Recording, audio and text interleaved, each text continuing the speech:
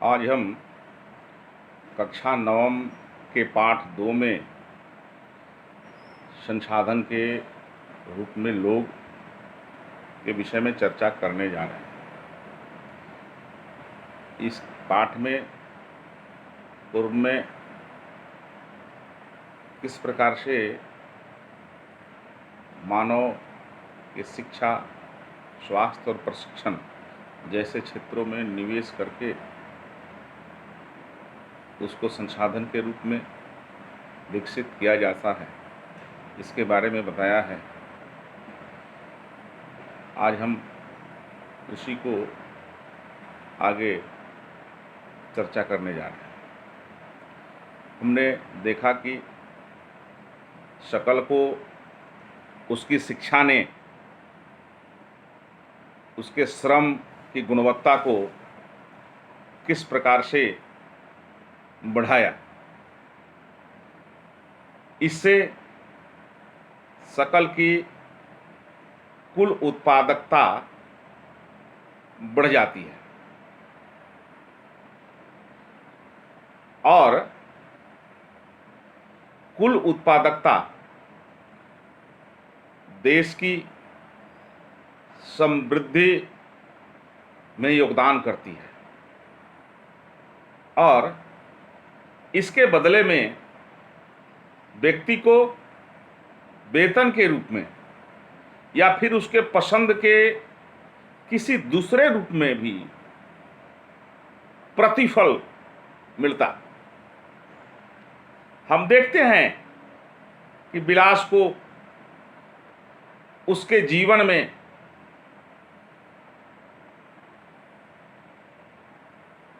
प्रारंभ में कोई शिक्षा या स्वास्थ्य सेवा नहीं मिल सकी। वह अपनी मां की तरह से ही मछली का कारोबार करके अपना जीवन यापन करता है, इसलिए वह अपनी मां की तरह से ही अकुशल श्रमिक का पारिश्रमिक पाता है।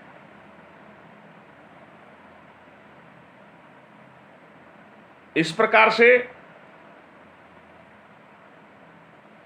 हम देखते हैं कि मानव संसाधन में शिक्षा और स्वास्थ्य सेवा के द्वारा निवेश से भविष्य में उच्च प्रतिफल जो है वह प्राप्त हो सकता है और लोगों में इस प्रकार का निवेश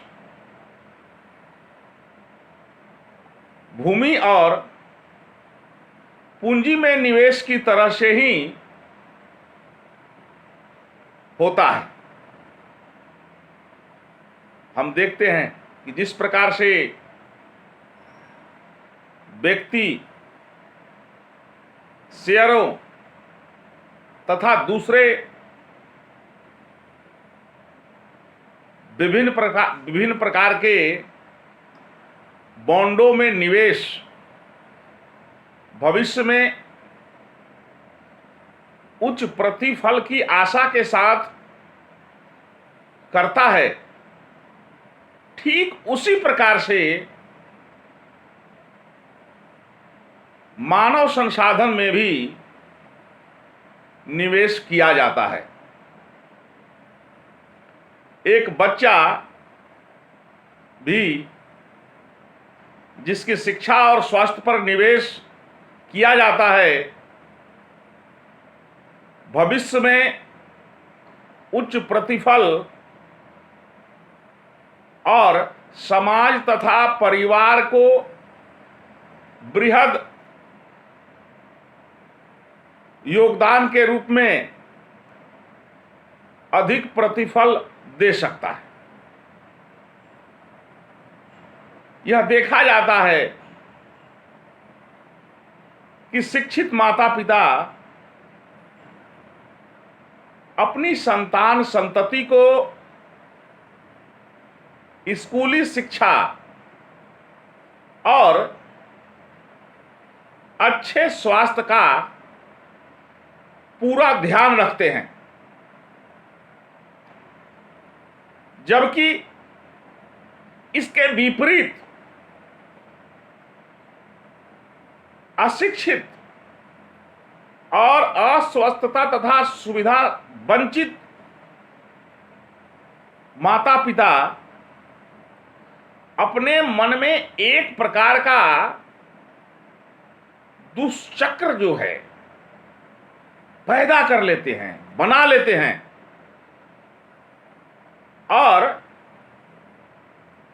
अपनी संतान संतति को अपनी ही तरह से सुविधाओं से वंचित रखते हैं। उसके स्वास्थ्य तथा शिक्षा के प्रति जागरूक नहीं होते, उसका ध्यान नहीं रखते। परिणाम, उनकी संतान संतति जो है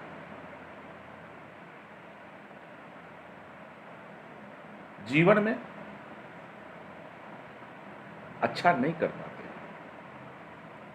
आज के लिए गृह कार्य होगा, एक व्यक्ति का स्वास्थ्य और शिक्षित होना जरूरी है। कैसे?